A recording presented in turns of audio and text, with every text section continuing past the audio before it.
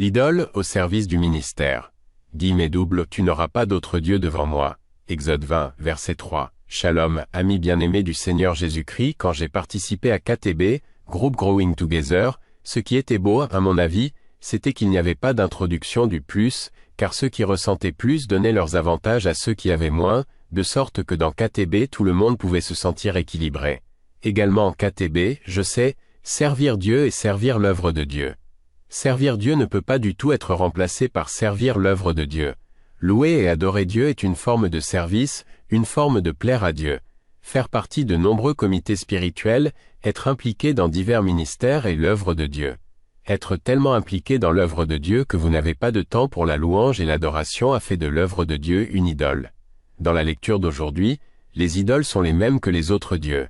J'ai invité Monsieur Christian Suarto d'Internet Solutions 1 Sol. Pour accompagner ma louange et mon adoration, nous louons ta grandeur.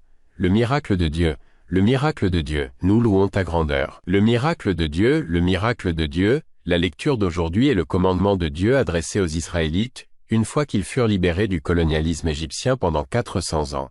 Ce mot est une forme d'interdiction d'adorer d'autres dieux, qui prend la forme de travail, passe-temps, service, plaire ou rechercher l'éloge des gens et ainsi de suite qui sont tellement appréciés qu'on oublie qu'il y a l'essentiel et la première chose, à savoir plaire à Dieu.